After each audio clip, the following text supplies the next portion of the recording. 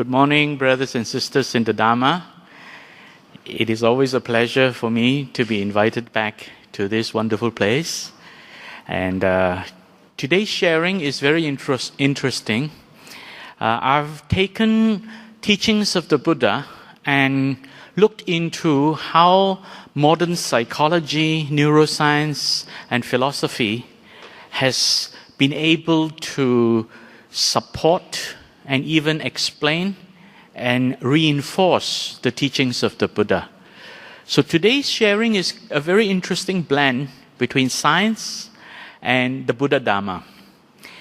So it's Buddhism and psychology, calming mental proliferation. Mental proliferation basically means our mind engaging in all kinds of thoughts, causing us great difficulty in trying to decide what is useful, what is beneficial, what is helpful. And sometimes these thoughts may even drive us to make decisions that may be unwholesome, and we may not even realize it. So today's sharing, we look into the Buddha Dharma, how we can differentiate between good thoughts and negative thoughts, and how we can actually promote the ability to think in a more positive, wholesome, and beneficial way.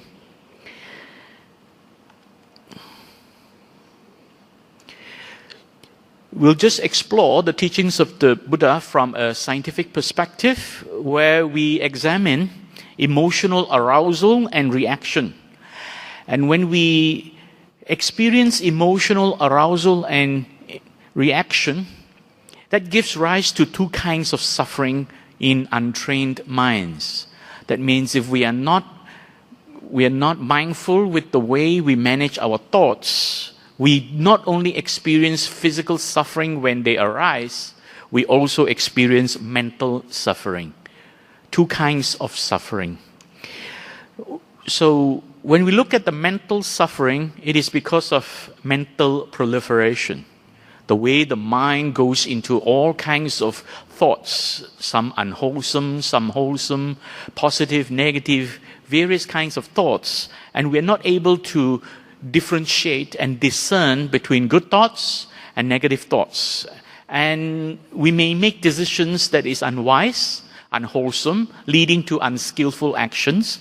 And this basically leads to grief, lamentation, pain, depression, and exhaustion. Basically, we have to understand how mental proliferation arises and how the mind proliferates, and then learn how we can actually overcome this, how to calm this mental proliferation. Now, a very important point here, we can't stop mental proliferation.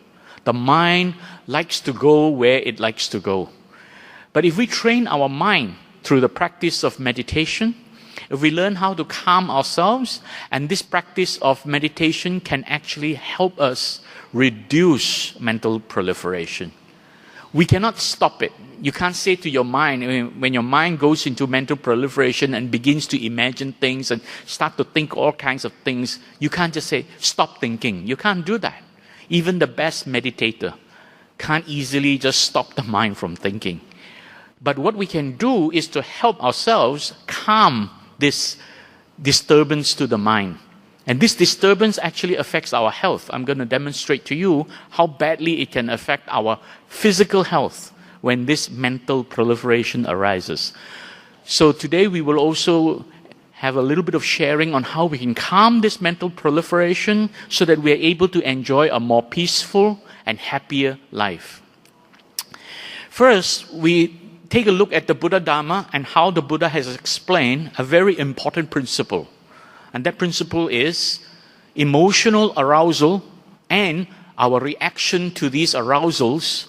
They give rise to two kinds of suffering if we're not mindful.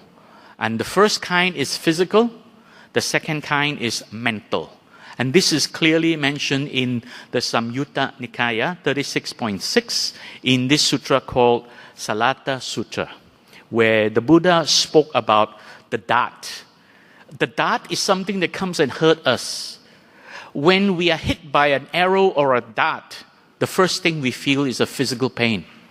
And the Buddha went on to explain, if we are not mindful, if we are not careful with the way we think, this physical pain can lead us to mental suffering. And that is caused by mental proliferation. So let's examine this sutra very briefly. So I won't go too much into it, but I'll just explain the gist of what I have uncovered. The Buddha has basically pointed out to his disciples, how do we differentiate? How do we see the distinction, the diversity, and the difference between a well-taught noble disciple and an untaught worldling? In other words, how can we tell the difference? How can a person know that his practice, his cultivation has reached a good level, a level where he is able to experience peace and calm? And the Buddha went on to point out, in the case of the untaught worldling, when touched by a painful bodily feeling, he worries, he grieves, he laments, he beats his breast, he weeps, and he is distraught. Distraught means feeling very disturbed and feeling depressed. Right? So he experiences two kinds of feeling. First is bodily feeling, because he is hurt and touched by a bodily pain. But the second kind of feeling is mental feeling, which is this mental suffering. So in other words, the Buddha has pointed out, if you do not train your mind, it is very easy for you to end up experiencing two kinds of suffering, whatever happens in your life that makes you feel painful. Even simple things like waking up in the morning and then knocking your hand against the wall and feeling a bit of a pain. That can also lead to mental suffering if you're not training your mind well. You know what a lot of people who don't train their mind, what they do when they experience this kind of pain? You know, if they don't have very good positive mental attitude, the first thing they do is when they hit the hand against the wall and feel that pain, they say, oh, this is so painful. This is ruining my morning. The moment you think like that, your whole morning is going to be ruined. Whatever you say is a self-fulfilling prophecy. The same thing, people wake up with a little mild headache and then they say to themselves, oh, this headache, how I wish it will go away. And then they say to themselves, headache, go away, go away. And this is actually causing them to feel an emotional pain. And then they begin to say, hi, this is going to ruin the rest of my day. Guess what? Congratulations. That is a self-fulfilling prophecy. If you think it's going to ruin the rest of your day, you're right. It's going to ruin the rest of the day. So there is a way to handle these situations. So the Buddha basically pointed out that for untrained minds, this is what can happen. So he explained further what is going on in this untrained mind. He says, having been touched by that painful feeling, he resists and reacts to it.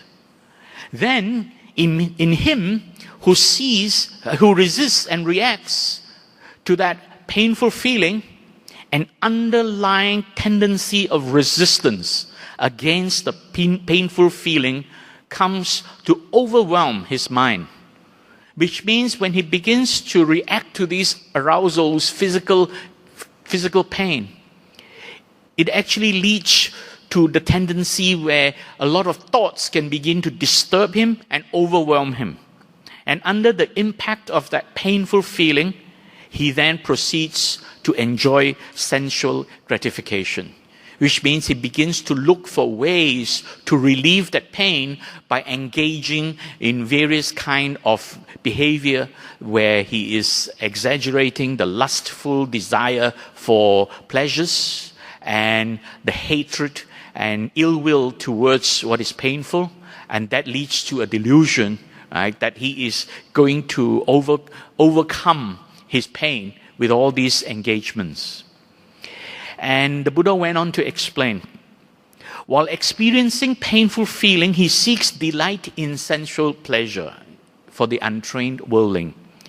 For what reason? The Buddha asked, and then went on to explain, because the untrained worldling does not know of any escape from painful feeling other than sensual pleasures.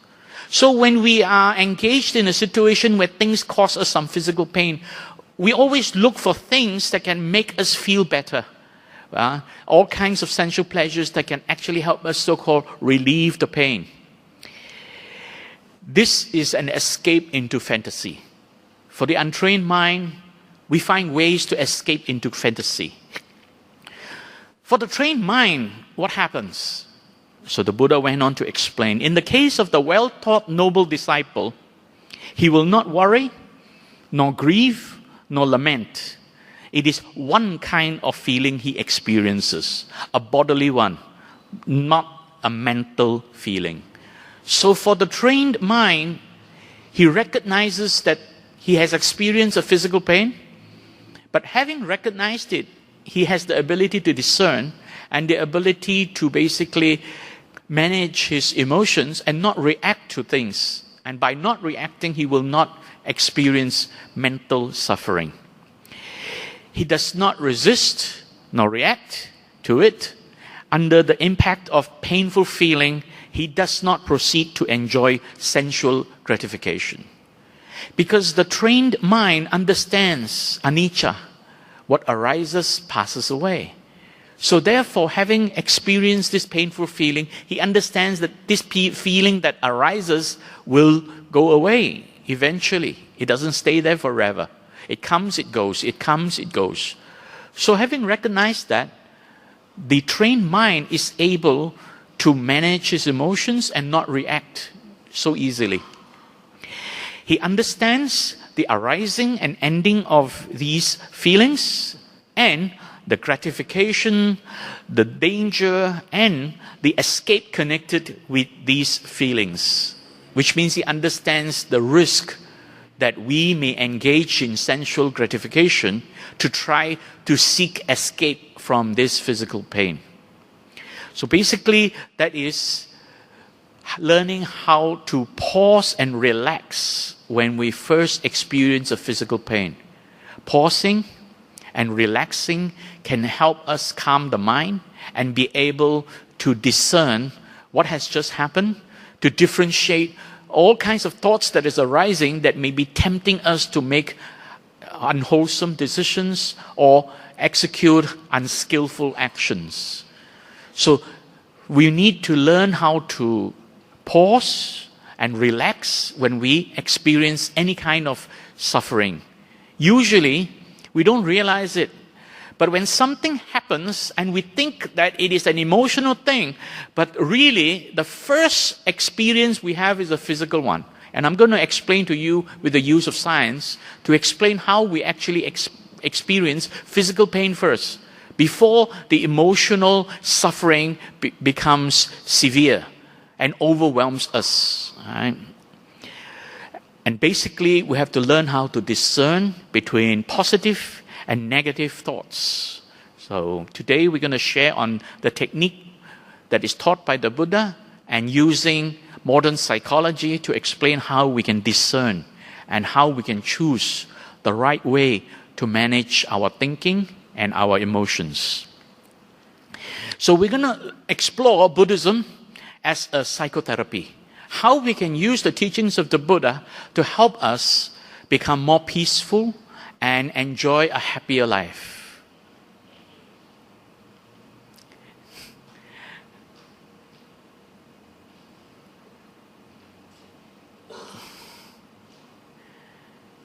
All right, thank you, brother.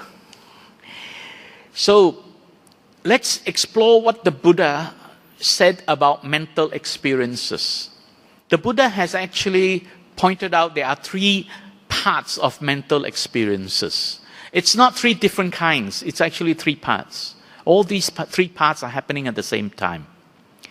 And very often when we think of the word mind, we think of it as one big thing, but actually it is not. Buddha has actually, in various sutras, has pointed out very specifically that the mind is not just one big thing. He has used three different words to explain mental experiences. The first word he used is vijnana. Vijnana actually is the product of this process of perception. In Pali, this process of perception is commonly called the 5 aggregates or panchakanda. Right? So the vijnana is basically what is perceived through sense organs. So whenever environmental activities stimulate our sense organ, the mind begins to form a perception of what has just been stimulated. And this forming of that perception is the panchakanda, the 5 aggregates arising, giving rise to a perception that we have just seen, heard, smelled, tasted, or touched something. And that is vijnana, the experience of having seen, heard, smelled, tasted, or touched something. And the Buddha went on to explain there is a second part of the mental experience called mano. In psychology, this is called the cognitive process, or in common term, it is called the intellect, our ability to think rationally, our conscious thoughts. And this helps us to categorize everything we experience and be able to interpret all our sense experience through this categorization and able to give meaning to it. In other words, whenever we experience rupa, we are able to assign a nama to it, giving it a label. We see something, we give it a name. So this process is cognitive process in psychological terms, and in Pali it is called mano. Right? This is our intellect, our rational, conscious rational thinking. But there is also another part of the mind, which is actually the unconscious part, called the chitta. The chitta, in psychological terms, is the affective process. And in common term, it is called emotions. Basically, the chitta refers to this arousal of emotion that leads to mental proliferation. And the reason it leads to mental proliferation is because of our desire to personalize every experience we have. Personalizing the experience with the notion there is a self to be affected. And this personalization is called upadana, and some people translate this as clinging, right, or grasping, right, or attachment, upadana. But this is really the personalization of every experience. We all tend to do that. In fact, in modern society, that is even getting worse compared to the time of the Buddha. Every time we hit our hand against the wall, there is a feeling of pain. And we say to this, oh, my hand hurts. We never say, this hand hurts. You see, we personalize that experience, my hand hurt. So we begin to have all this I, me, and mine arising every time we experience something. And not only that, we take it one step further. We buy a car and we call that, this is my car. See, the I, me, and mine is getting even stronger today. So these are the 3 parts of mental experiences. Vijnana, because of our central nervous systems and the sense organ, giving rise to the perception in our mind that we have just seen, heard, smelled, tasted, or touched something. Mano, which is our conscious rational thinking that helps us interpret what we have just experienced. And this is called the cognitive process. And finally, chitta, which is the emotional part of the mind, which arises unconsciously, and it leads us to personalize every experience. So these are the 3 parts of mental experiences. But very unfortunately, for people who have been reading English translations of various sutras and whatever, and you find this everywhere, all these 3 words are translated as mind, right? Especially mano and chitta. Many authors do not differentiate what is mano, what is chitta, and then they just use the word mind. So when you read these Buddhist books and it just says mind, it's not so easy to really appreciate what the Buddha was really trying to teach us and explain to us through the use of the differentiation between mano and chitta. So let's go on and take a look at how these 3 come together. They come together in the process of experience. And experience is a chain reaction. When activities in the environment begin to stimulate our sense organs, stimulating our eye, that means light entering our eye, and stimulating our ears, that means sound entering our ear, nose, where we are able to smell, tongue, we are able to taste, and the body able to touch any tactile objects, we begin to have this process in the mind that is called panchakanda. And that gives rise to vijnana, the perception of something we have just seen, heard, smelled, taste, or touch. When that arises, the mind wants to interpret it. And this interpretation is called mano. Mano is trying to interpret what we have just seen, heard, smelled, taste, and touch. But at the same time, every time we see, hear, smell, taste, or touch something, there is a feeling associated with that sensation. And that feeling can be pleasant, unpleasant, or neutral. This feeling is not an emotional feeling. We're not talking about the emotions or how the emotions recognize whether you like this or don't like this. This is not yet at the point whether you like or don't like yet. This is at the point where you begin to experience something which is painful or pleasurable, or something which actually is neither painful nor pleasurable. So when this feeling arises, it triggers the arising of chitta, the cognitive process. And chitta then tries to interpret this in an emotional way, trying to figure out whether you like it or you don't like it. So in other words, when you begin to like something or dislike something, that is the work of chitta. And when that happens, it actually triggers a biochemical chain reaction in the body. As soon as you begin to react, it actually triggers this biochemical chain reaction in the body, where it releases hormones. And these hormones, which is the biochemical chain reaction, causes tension in the body. And that tension in the body is actually a kind of physical suffering. That's why I say whenever we see, hear, smell, taste, or touch something, we experience a physical sensation first. That is a very mild form of physical suffering, but it is the chitta that actually takes it further and goes into mental proliferation. But before we look at that mental proliferation, let's take a quick look at this physical suffering. It's called dukkha, right? Caused by this tension in the body. So there is a physical sensation first, and there's a bodily sensation. Now, if you don't believe me, I can describe to you I can even say one word. Hearing that one word, some of you will experience some kind of bodily sensation in your mouth. I say the word asam laksa. Some of you will feel sourness in your mouth. True or not? How many of you felt sourness in your mouth, please? Yeah. The moment you hear the word, you don't realize you like it or don't like it first, but that sourness is caused by the biochemical reactions in your body. Various hormones, enzymes, and chemicals come out and begin to disturb the body.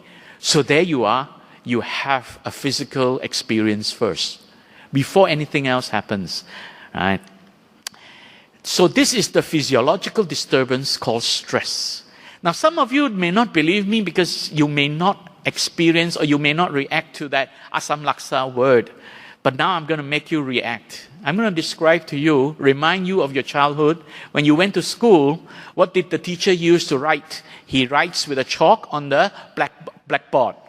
And what is the sound that is made? It goes squeak, squeak, squeak, squeak, squeak, squeak. And then you know some kids are very, very naughty. They have very long nails. And what do? They scratch on the blackboard and it goes tick. Now, how many of you now are feeling tingling sensations in your body? There you are. And that is a biochemical chain reaction. I just described to you something. And before you even determine whether you like it or don't like it, before you even determine whether it was something, before you even recognize or realize it was pleasurable or painful, you already feel that physical feeling. So you can't escape a physical feeling. But what you can escape is the mental proliferation that follows. So this physical feeling is actually a kind of stress, a physical stress. It's a physiological disturbance to the body. And Buddha described it as grief, leading to grief and lamentation, leading to soka parideva. That means you really now want to react. Right? Soka and parideva basically means you want to react. Right? So let's take a look at this fight or flight reaction that happens, this biochemical chain reaction in the body that is happening whenever we see, hear, smell, taste, or touch something, even before we are able to interpret what it is.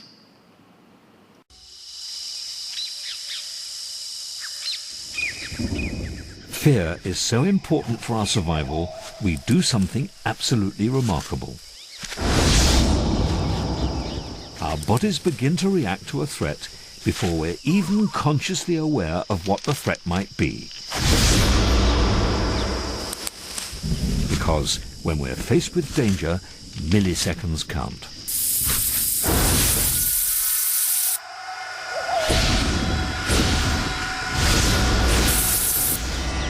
At the first hint of danger, early warning signals are sent to the brain via the optic nerve, to our tiny and primitive fear center, the amygdala. This prepares our body for action. Next, nerve pulses are fired down the spinal cord to the adrenal glands near our kidneys. This triggers a release of adrenaline. Now we're on full alert. Adrenaline is the vital hormone that can flood our body in a split second. As it reaches our lungs, we breathe more deeply and take in more oxygen. It also makes our heart beat faster. Oxygen-rich blood is diverted to our muscles. They are now charged springs, waiting for the signal to run or fight. All this before our conscious mind has even registered a threat. This reaction to fear has evolved over millions of years and is known as the fight or flight response. So this fight or flight reaction is referring to the physical stress that we experience whenever we see, hear, smell, taste, or touch something, even before our conscious mind has a chance to interpret what it is that we have just experienced. And this is precisely what the Buddha was referring to in the Salata Sutra, that we experience a physical suffering first. Now, of course, the word suffering might seem a bit too strong, but it is. It is dukkha, basically, that physical part. So, what is this physical part? This is called the stress reaction, or the fight or flight reaction. It begins in the brain when we sense something from the environment. So the brain tries to interpret what has just been perceived, and whatever it is that is being perceived, it sends a message to the various glands in the body through this nervous system. So this message that is being sent to various glands, the glands begin to react. One of the glands that react is the adrenal gland. The adrenal gland is located just above your kidney on both sides of your body. We have two of them for people who have two kidneys, of course. Yeah. So the adrenal gland is located just above the kidney, and it releases adrenaline and cortisol. Adrenaline and cortisol are two very powerful hormones that affect the body in very specific ways, depending on what is that we have just perceived. But they affect various organs. When they reach various organs, they cause very specific reactions in the organ. So adrenaline and cortisol is released into the bloodstream, and it floods the body. It goes all over the body and starts to affect various organs in the body. The first organ it affects actually is the heart. It causes the heart to beat faster. So in other words, when you see, hear, smell, taste, or touch something that might be pleasurable or something that may be painful, it actually causes your heart to beat faster.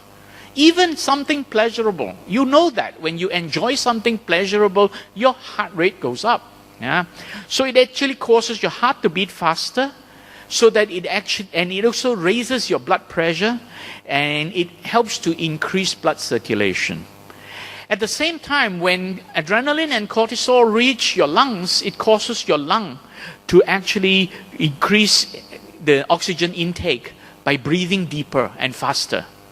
And when it reaches your intestinal system or digestive system, it actually causes the digestive system to suspend. In other words, it actually stops any digestive activity going on. The reason is very simple. When you consume food, your digestive system needs a lot of energy to actually digest that food, to activate the digestive system to digest the food. And this digestive process draws a lot of energy from your body. This is why straight after a heavy meal, if you attend a Dharma talk or you attend a lecture, you begin to feel very sleepy. Don't worry, that sleepiness is actually because your digestive system is drawing all the energy away from your brain. So your brain becomes more and more relaxed to the point that you start to feel sleepy. Now when that happens and then you are faced with danger, you can't face danger when your brain is making you sleepy. What are you going to do when a poisonous snake is coming towards you? You're going to feel very sleepy and just look at the poisonous snake? No, you're going to react. And that is what cortisol and adrenaline help to do. It actually stops your digestive system, releasing the energy so that the rest of your body can now use that energy to counter against this threat or whatever it is that is perceived as a threat. And when it reaches your muscles, it causes your muscles to tense up. So adrenaline causes your muscle to tense up. And then when adrenaline and cortisol floods through the rest of your body, it causes various behavioral changes. It causes your hair to stand on end. Right? You notice that some animals that have very long fur, like cats and dogs, especially cats, when they get frightened, you can see the hair standing on end. It causes your pupils to dilate so that you're able to see more clearly, opening up your pupils so that you are now able to catch a better sight of whatever the threat could be. It causes facial expression to distort. Your face becomes all distorted, and it may even lead to perspiration, trembling, and body temperature to go up. And finally, it actually raises your blood sugar level because it needs that to convert stored energy to active energy to aid metabolism. So your blood sugar level rises, and most importantly, in order for all these to happen very quickly, cortisol has a very powerful effect. It suspends your body immune system, right? So if you take a look at this, is it healthy for you? Is it healthy that your body immune system is suspended? You can easily catch disease. Right? Is it healthy if your blood sugar level rises? No, you become diabetic. Is it healthy when you perspire too much? You may lose a lot of liquid in your body and then you dehydrate. Is it healthy if your facial expression distorts too much? Then you get railway tracks on your face. Yeah? Is it healthy if your pupils dilate too frequently? Then your eyesight weakens as you age. Is it healthy if your hair stands on end too much? Sooner or later, there's nothing to stand on end. Your hair starts to fall off faster. Yeah. And is it healthy if your muscles are all tensed up? Yeah. A lot of you can vouch for that. You get all kinds of neck ache lah, body ache lah, muscle ache lah, back ache lah, all kinds of aches. Right? And is it healthy if your digestive system is suspended while trying to digest food? All the enzymes, acids, and chemicals that flood your bowel system, now suddenly your bowel system stops activating, and all these enzymes and acids remain there, and what do? They worsen any possible ulcer condition you may have. You can get ulcers. This is why people say that stress leads to ulcer. It's not because of the stress, but it's because of the chemicals that is sitting in your bowel system when your digestive system is suspended. Is it healthy when it causes your respiration to deepen? That means you're no longer taking long, easy breath. You are now taking short breath, and it is called hyperventilation. You will notice when people get angry or fearful, how do they breathe? They go like that. You don't see people who are angry and fearful being able to breathe calmly. That doesn't happen. Yeah. And finally, is it healthy if your heart is beating faster? Your blood pressure rises, right? You get hypertension. And we know that from scientists that have explained, your heart can only beat so many billions of times in a lifetime. So if you are frequently having your heart beating faster, what does that mean? You live shorter, lor. Shortens your life, lor. So stress can shorten your life, actually. So you can see how harmful it is to your body. So this physical experience is dukkha, the physical experience. But this physical experience is just the beginning of our suffering. And then the mind begins to react. So emotion have two dimensions. Emotion has two distinct dimensions. The first one is physiological, which is what I have just explained. The second one is psychological, right? Which means it's something to do with the mind, right? Something that is mental, the mental process. And emotions, in fact, activates in two different ways. First is an arousal of the emotion. Second is the reaction of the emotion. So emotion first experiences arousal and then reaction. Arousal, your bodily sensation is an arousal. It arouses your emotions. And this is why the Buddha pointed out, for trained minds, the emotion doesn't get easily aroused. But for untrained mind, we become very reactive to any kind of arousal. So when we experience something physiological, the physiological arousal is a pleasant or unpleasant sensation. And this leads to mental arousal, psychological arousal. And what is psychological arousal? That is when your memory, your imagination, your expectation begin to arise to take control of your thinking. If it is something pleasurable, you want more of it, and that is called lobha. If it is something unpleasant or painful, you want to get rid of it, and that is called dosa. If it is something which is neither pleasant nor unpleasant, but you feel it, and that can lead you to the delusion that you feel something, there is something out there, there must be a self in here that is experiencing it. So that leads to the delusion of the self, moha. So this is the psychological arousal. And then you begin to react to it. This is mental proliferation. This psychological arousal is your mental proliferation. It begins to proliferate the mind. It begins to cause the mind to think all kinds of crazy thoughts. Some good thoughts, some bad thoughts, mostly bad thoughts actually. And it starts to disturb your rational thinking. So the chitta, when it is aroused, it disturbs the mano. So now you can see in the mind, the word mind is too simple to use one word to explain the mind. Because there are two major processes going on at the same time. The chitta and the mano. So now the chitta is disturbing the mano. They are fighting. There is feeling disturbing the thinking. Okay? So this psychological arousal is called domanassa, and we begin to react to it. So we have dukkha, which is a physical pain, and domanassa, which is depression. It leads to depression. If we don't take care of this psychological arousal, it leads to depression. And this is what Buddha was trying to point out to us. We have to be careful about how we think when something disturbs us.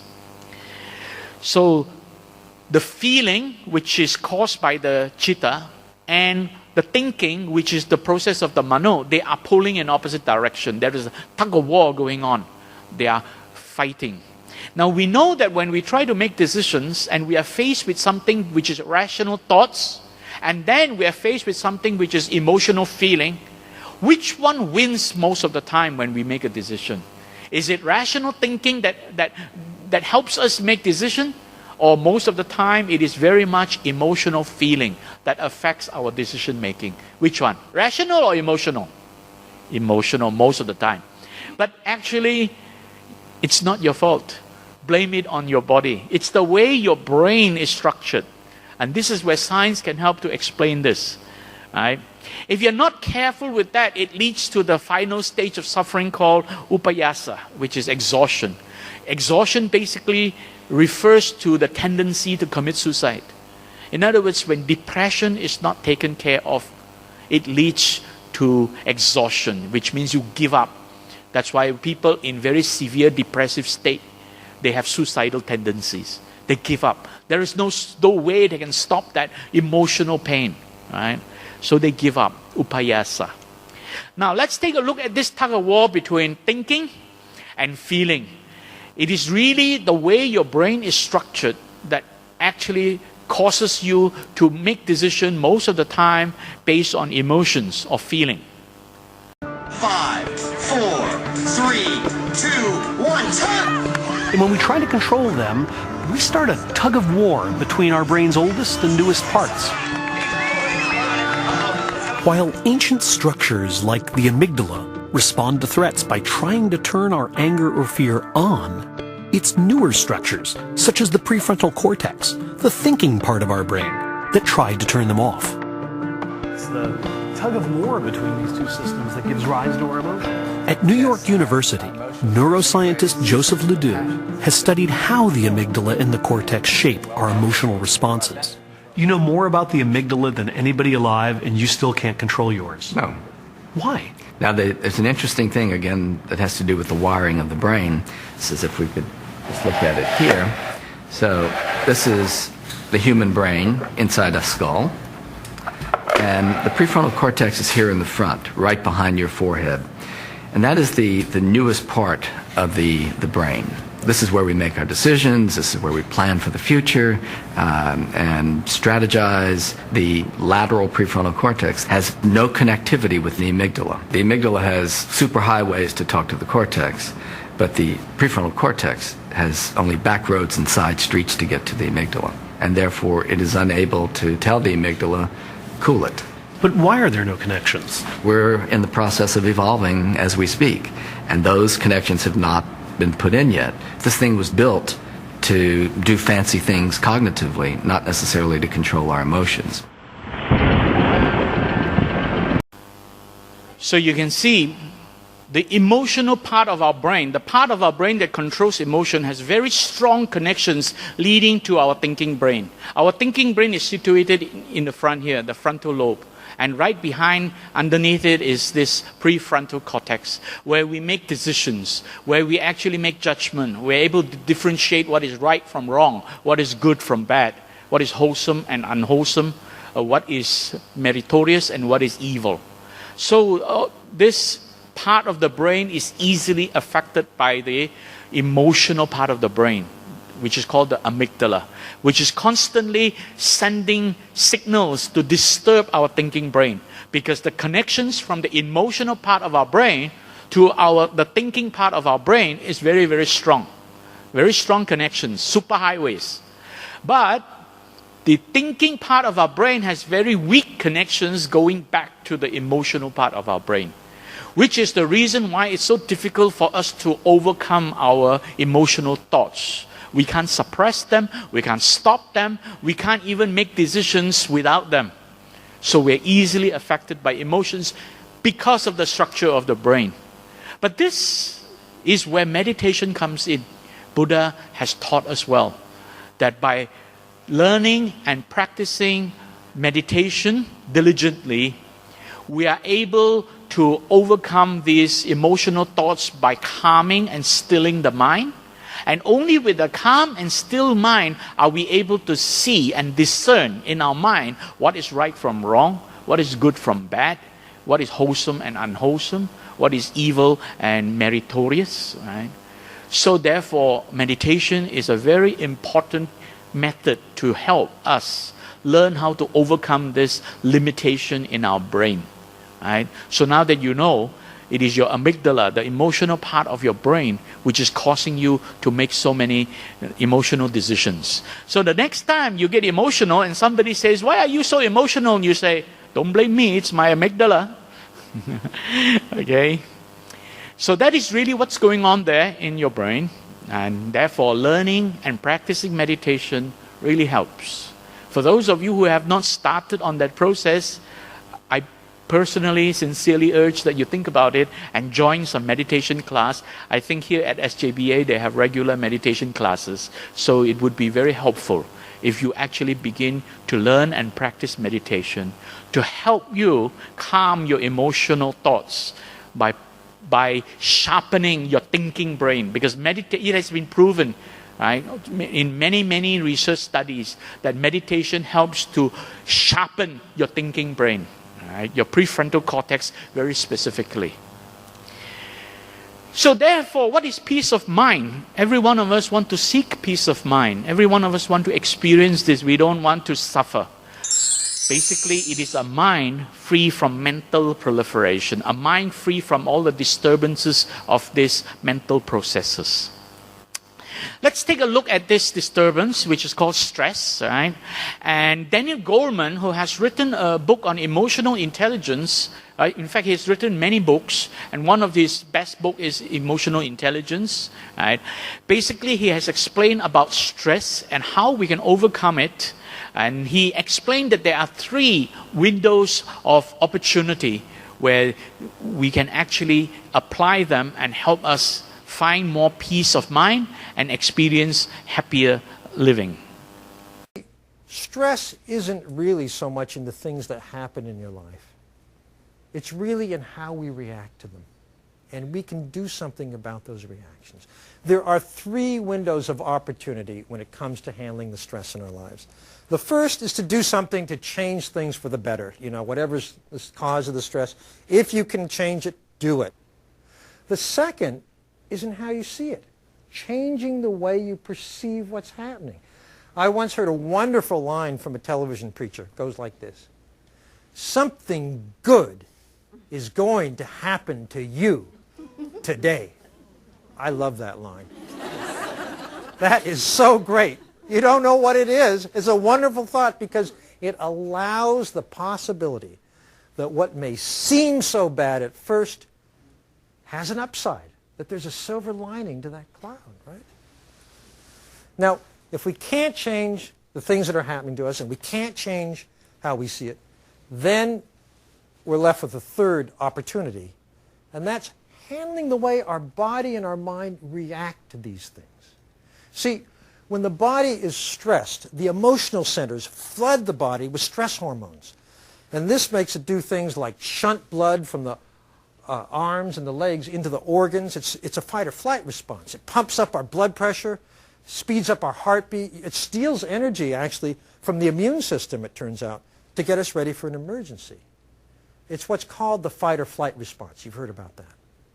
Now, if that response gets triggered day after day, week after week, and month after month, over years, what happens is the biological system in our body that's most susceptible genetically, that's most reactive, is going to start to develop a stress-caused disease.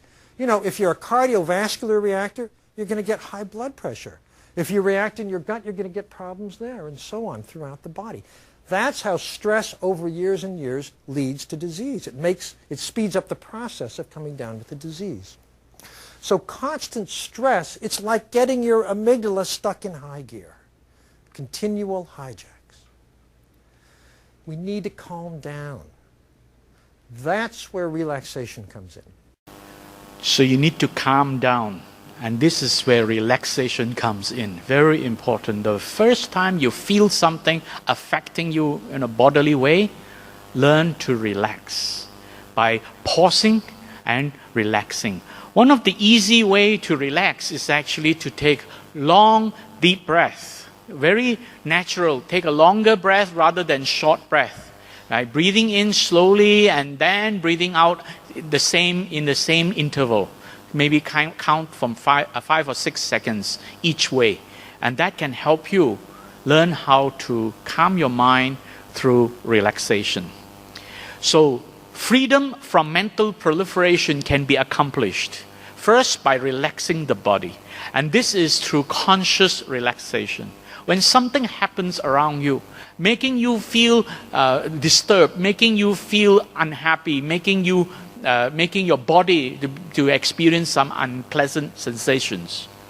Just pause and don't actually make a decision. Just learn to pause first and relax. So this pausing and relaxing before you make a decision, that is called conscious relaxation. When you do that, the biochemical activity in your body gradually subsides. It gradually fades away. Because when you pause and relax, there's no longer reason for your emotional arousal to continue to release all these biochemical reactions in the body. Therefore, they begin to subside. Tension in the body eases. Then you become to feel more and more physically calmer, physically more relaxed. And the mind no longer disturbed by tension in the body. So at least you are now beginning to take away one of the disturbing factors, and that is your bodily sensation. You are now allowing your bodily sensation to calm down. So bodily relaxation is very important. Simply because a relaxed body is an absolute necessary condition for a calm mind. You can never calm your mind if your body is not relaxed.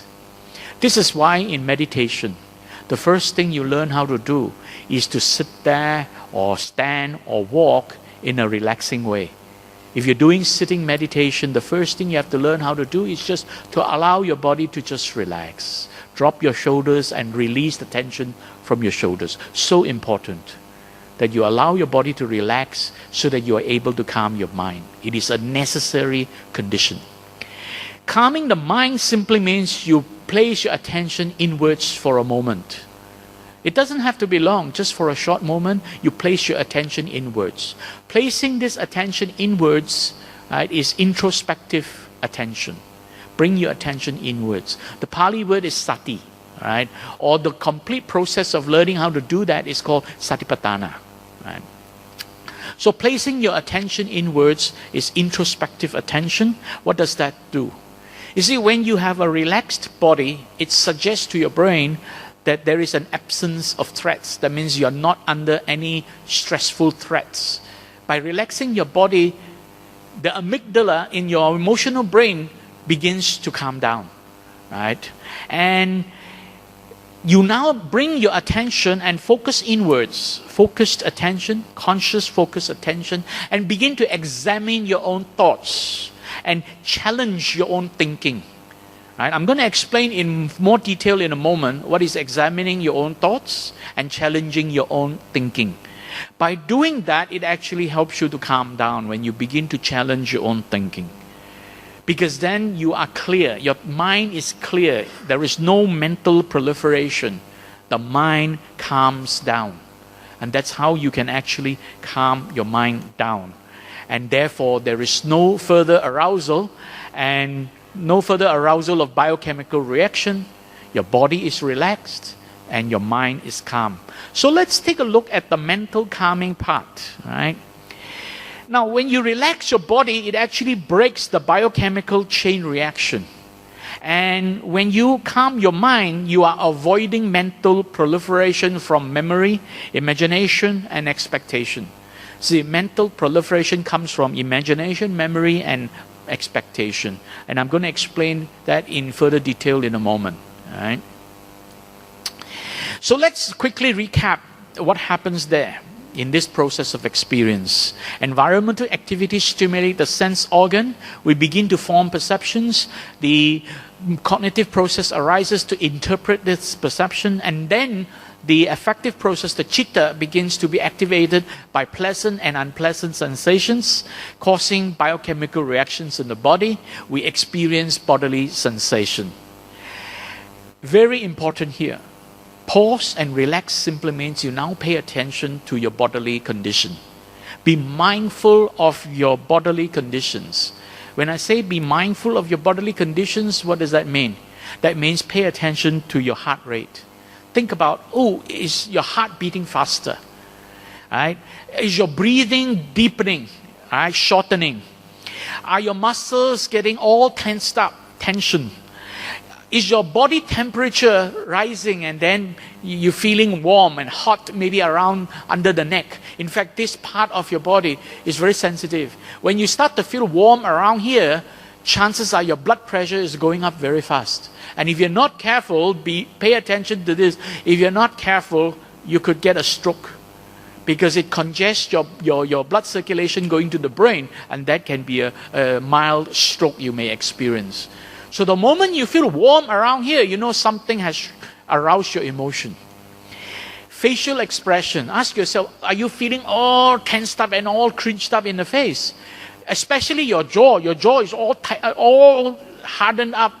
That is a very important sign that something bad is about to happen if you don't pay attention. And your vocal expression, is your voice rising? Are you now speaking in a louder tone and more angry tone? Right? And are your fist and your arm all tensed up? The actions of your fist and arm, are you now swinging your hands around? And finally, are you perspiring? Right? All these are symptoms that you are under severe stress. This is the physical suffering. Learn how to recognize it and do something about it, and that can help you, prevent you from experiencing mental suffering. It will actually help for those people who have not begun to experience depression. If you practice this regularly, chances are you never ever will experience depression, because depression is physical suffering leading to mental suffering. And therefore, this mental proliferation may arise if you are not mindful of your bodily sensations. But when you become mindful of your bodily sensations, you now pause and relax. That means you are using conscious relaxation. You're using the power of your intellect, the power of your conscious mind, your mano, to now think, okay, pause, relax, and think before I act. Right? That is very important. And by doing so, you are bypassing the emotional part of your mind from disturbing you. When you bypass that, right, you practice pause, relax, and think. Think is an acronym which I'll explain in a moment. Pausing and relaxing can help you bypass emotional arousal. And when emotional arousal is avoided or minimized, it stops your mental proliferation. You no longer go into mental proliferation. It reduces your emotional arousal. When emotional arousal is reduced, it reduces the biochemical chain reaction that follows, and it reduces the tension in the body, and finally, it reduces this physical suffering. It can't remove it completely, but it can reduce it substantially. And reducing this physical suffering substantially can help you maintain a calmer mind, because your body is now more and more relaxed. And therefore, you are able to make a conscious, wholesome decision on what to do, and you're able to take conscious, skillful action. Your intentions or your volition is chetana, right? Your decision making, what to do. And the action you take is karma. And when you're able to do that, you actually have more wholesome intentions and more skillful action. And when you have more wholesome intentions and more skillful action, it leads to more positive consequences in your life. And these consequences come back to haunt you. They come back to bless you or come back to haunt you. So if you take positive, wholesome decisions and execute skillful action, then your consequence of action, your vipaka, will come back to bless you. Your life will become happier and more peaceful. Okay. Think, I mentioned, is an acronym. So before you act, think, right? Before you act or speak, what does think mean? T stands for truthful. Ask yourself, is what you're experiencing, what you're about to say to someone, what you're about to do, is that a truthful thing? Is it going to be helpful? H, is it helpful?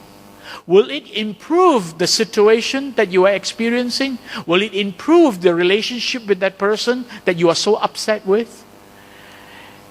And what you're about to say or what you're about to do, is it really necessary? Because sometimes something may be truthful, but it is not necessary to say it. And I experience it all the time. Many of my friends who haven't seen me for a while, when they see me, the first thing they say to me, "Wow, Billy, you're getting so fat." Oh, come on lah, not necessary to say that ma. So even though it is true, sometimes it is not necessary. And finally, most importantly, is it a kind act or speech? So calling a fat person very fat, that is not a kind act or speech, you know. So THINK, wonderful acronym to help you make decision. Every time you're about to do something, think first whether it is truthful, helpful, improving, necessary, or kind. All right. So that is the simple THINK. Now, Daniel Goleman, a moment ago, spoke about 3 windows of opportunity. He basically says that when we're faced with stressful situations, we have 3 windows of opportunity. The first one he said about is doing something to change your circumstances. And that is wonderful. If you have the ability and the capacity and opportunity to do something to change whatever you are experiencing, that's good. You can change the circumstances. But sometimes we are not that fortunate. We may not be in a situation to change the circumstances. Some circumstances have happened and they are not reversible. We can't change them. Now, in a situation where you are not able to change your circumstances, the next best thing you can do is to change the way you interpret, the way you perceive your circumstances. Right? This is perspective, the way you see things. So change the way you interpret your circumstances. And finally, if you're not able to do that well enough, change the way you respond, what you should do. And I have just pointed out to you THINK, which is very useful to help you decide what you're about to do. Is it something truthful, helpful, improving, necessary, or kind? Right? So change the way you respond. So very importantly, change your circumstances, change the way you perceive your circumstances, and finally change the way you respond to the challenges. Now, changing the way you interpret your circumstances, you can use a very powerful teaching of the Buddha called Vitakka Vichara. Vitakka Vichara simply means observation and inference. Vitakka refers to thoughts, which means what you have just thought about. What is the thought that has arisen? Vichara basically is inference, trying to draw inference to your thoughts. And this, I'm going to give you a very simplified method to do that in a moment, which is to challenge your thinking using Vitakka Vichara, right? Observation and inference, to challenge your thinking. And there are 10 ways you can challenge your thinking. These 10 ways are the 10 dangers of mental proliferation. So in other words, these are 10 thinking traps. Thinking traps means the way your mind proliferates, it traps you into very unwholesome decision making if you're not careful. These are 10 important ways. The first one, we like to do that a lot, don't we? Reading other people's mind. When somebody says to me, Billy, you are so fat, the first thing that strikes me is I try to read his mind. I think, oh, this guy is trying to hurt my feelings. Wow, you think you're very skinny, are you? You know, that is reading people's mind. I'm assuming he's trying to hurt my feelings. But maybe he's not. Maybe he's a wonderful friend. He's trying to help me because he's very concerned about my health. He's trying to remind me maybe I should do something to reduce my weight.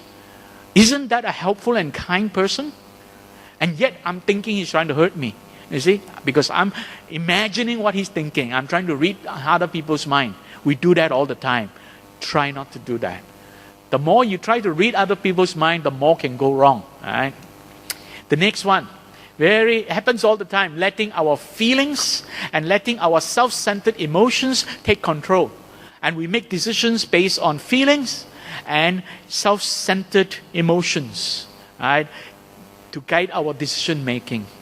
So think rationally, apply the THINK. Don't allow your emotion to take control. Just because someone upsets you, don't react and start to do something unwholesome to that person. Think about it, right? Think about your own karma if you want to, right? So don't allow your feelings and self-centered emotion take control of you. The third thinking trap is predicting the future. We love to do that, isn't it? Oh, what's going to happen next? You said something, oh, then this is going to happen to you after that. You're trying to predict too many things. This is using wild imagination. In other words, you're allowing your imagination to run wild when you are trying to predict the future. Right? Can we predict the future? Do we know what's going to happen next? We don't. The other extreme is to live in the past. Think about what happened in the past. Oh, the last time he said this to me. Last time he was like this. Stop all this last time nonsense. We always like to think last time. Come on, last time passed already. Water under the bridge also flow to the ocean already. That is last time, right? So focus on present moment. So don't live in the past and think about what he did or said the last time. Focusing on present moment, unfortunately, some people take it the wrong way. They begin to have expectations. They begin to demand and expect for something to change right away. Say, I'm living in the present moment, so I expect something to be different.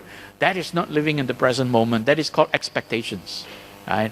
So living in the present moment simply is free of expectation. But we expect perfection. We are perfectionists, aren't we? When someone does something wrong, we always point at that person and say, you did something wrong. We're very good at judging other people because we're perfectionists towards other people. Are we perfectionists towards ourselves? Are we always trying to do the best we can? We're not. We're very good perfectionists towards other people. And when we become perfectionists towards other people, we begin to experience some self-centeredness. Right? So this self-centeredness I call the I, me syndrome. What is the I, me syndrome? Imagination, memory, expectation. When these three things arise, that is very severe form of mental proliferation. That is what I call the I, me syndrome. I, M-E. Imagination, memory, expectation. And when that arises, it disturbs our relationship with other people in a number of ways. We blame people for something going wrong, right? We are perfectionists, so when something does go wrong, we blame everybody else but ourselves. And then there are also people going the other way, people who are often very lacking in self-confidence. They blame themselves.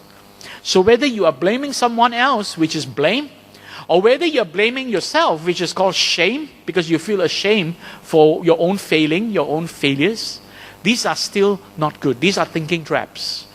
Right? Avoid blaming others. Avoid blaming yourself.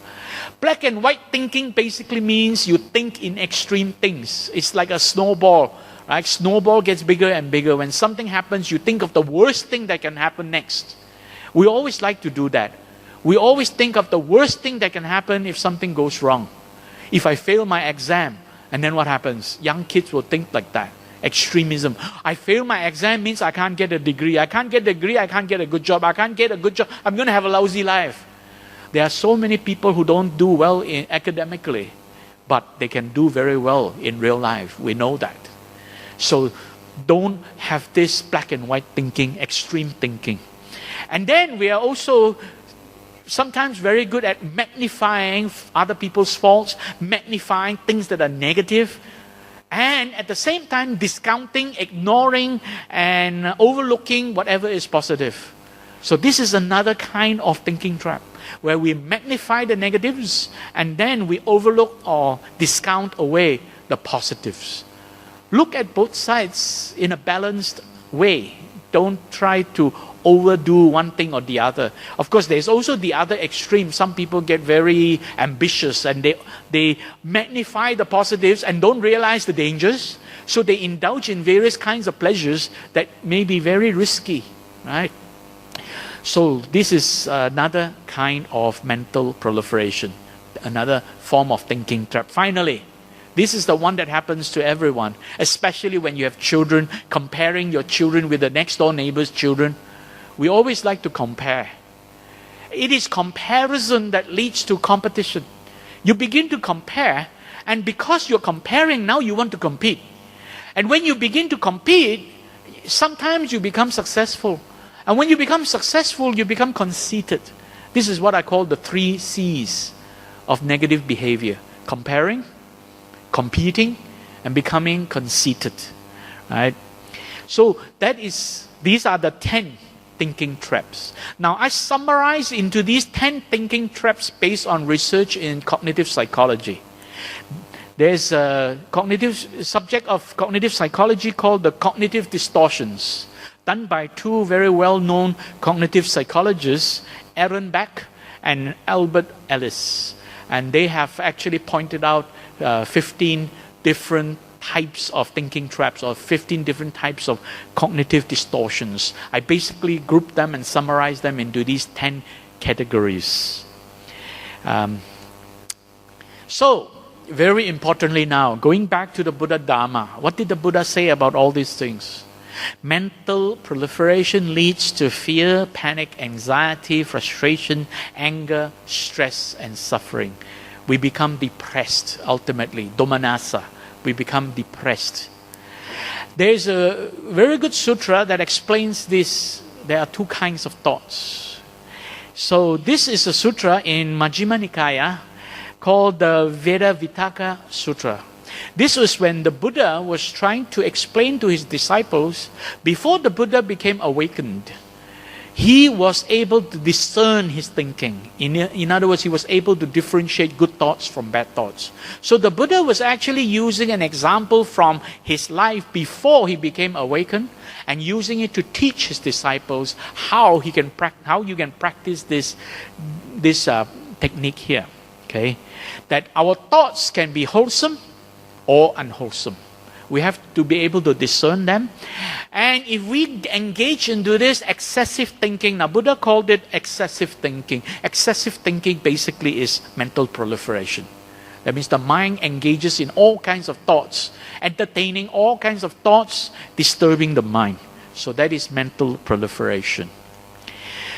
Now, very importantly, in the Veda Vittaka Sutra, the Buddha has pointed out that he was trying to explain to his disciples that whatever we frequently think about, the mind becomes inclined towards it. This is called the law of attention. Now, some motivational speakers out there in a commercial environment, they call this law of attraction, but actually that is not accurate. Your mind cannot attract things to you. Your thoughts, your mind can cause you to behave in a certain way, and by way of your attention to your behavior, then it actually can lead you to one way or the other. So this is actually called the law of attention. Very importantly, to pay attention. And Buddha has stressed this. One of the most important lessons in the Buddha Dharma is this thing called sati, mindfulness, paying mindful attention. So therefore, pay mindful attention to your own thoughts. Right? So the Buddha went on to explain that before he became awakened, if he frequently thinks and ponders over passionate thoughts means thoughts engaged with lustful intentions, thoughts engaged with sensual pleasures. Then when he does that, when he becomes lustful, he has abandoned dispassion. He has abandoned avoiding sensual pleasures. And the mind is inclined towards passionate thoughts. And the Buddha went on to explain there were three things. The second one has said similarly, if we frequently engage in angry thoughts, the mind has abandoned kindness. A person who is frequently engaged with angry thoughts cannot possibly entertain kindness as part of his thinking. Right? So he would have abandoned kindness, and the mind becomes inclined towards anger and all the result and fruits that may ripen from your actions based on anger. And thirdly, finally, the Buddha also pointed out that if the mind frequently engages in cruel thoughts, malicious intention towards other people, then you have basically abandoned peacefulness. Which means when you carry malicious thoughts towards other people and you begin to act according to your thoughts, you are disrupting the peace that is naturally there between you and that person before you began with these thoughts, these cruel thoughts. Right? So basically it says that when you do that, your mind is inclined towards thoughts of cruelty. And of course, the fruits of cruel karma will ripen in due course. Then the Buddha went on to explain in the Veda Vittaka Sutra that we have to be watchful, alert and vigilant towards our thoughts. We have to be able to discern between what is good thoughts and what is bad thoughts. Then the Buddha went on to explain, this way I saw danger, futility and confusion in unwholesome mental states, and I saw the advantage of cultivating wholesome mental states. That means the Buddha can recognize, even before he became awakened, he was able to recognize that the necessity of cultivating wholesome mental states. And then he went on to give the advice that he dwelt in watchful, alert, and vigilant, right? And therefore, these thoughts, whenever these thoughts of dispassion arise, these thoughts of renunciation arise, these thoughts of kindness arise, he's able to discern what is good from bad. So he's able to practice dispassion, renunciation, and kindness.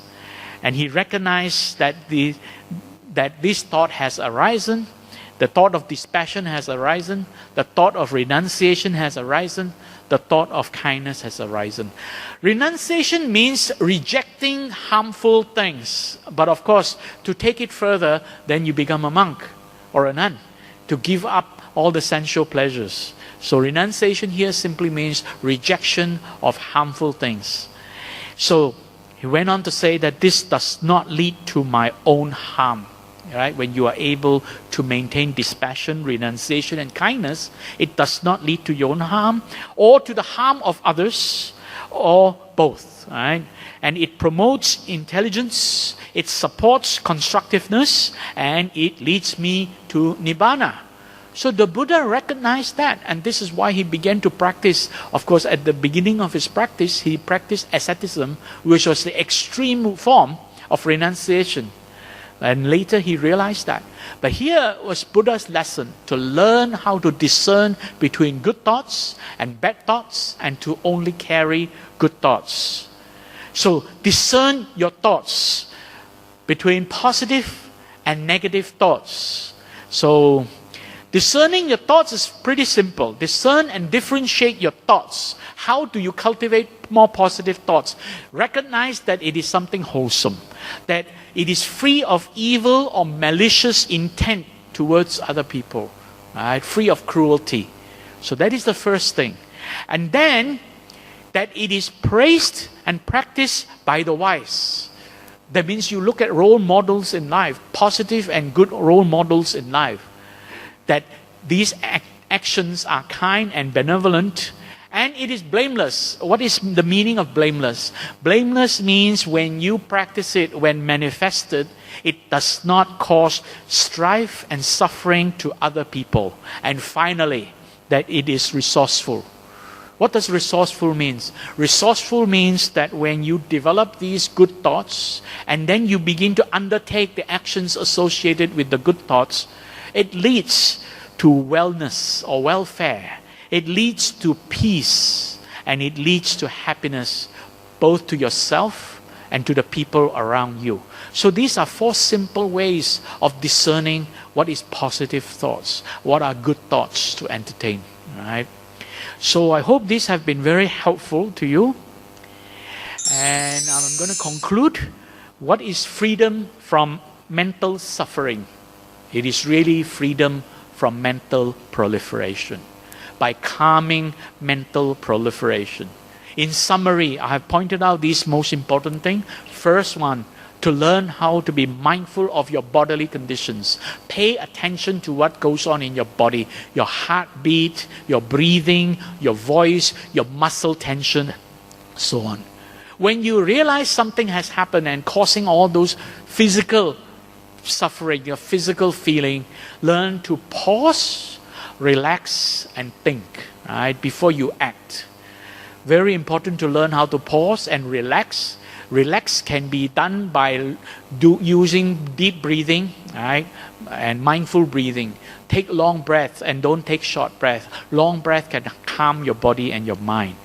And the 3 windows of opportunity mentioned by Daniel Goleman. Change your circumstances if you can. If not, then change the way you perceive your circumstances if you can. If you can't, finally change the way you respond to your circumstances.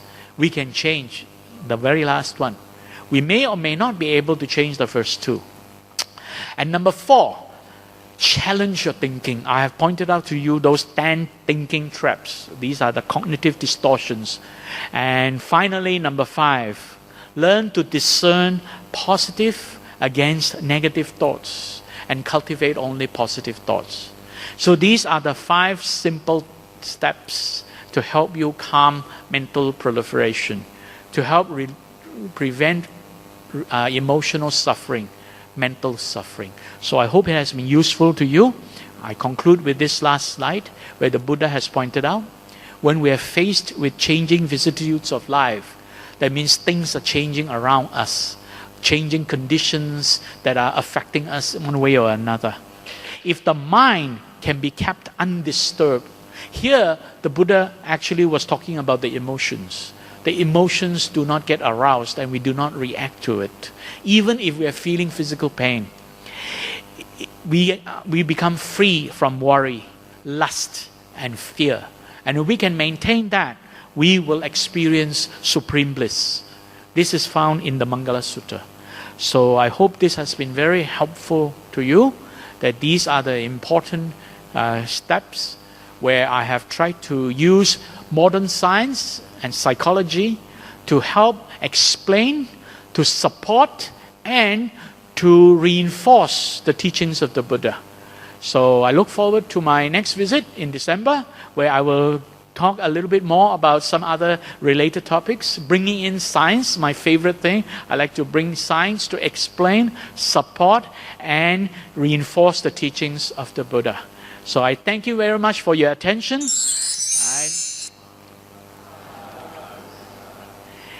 Any questions, if you have?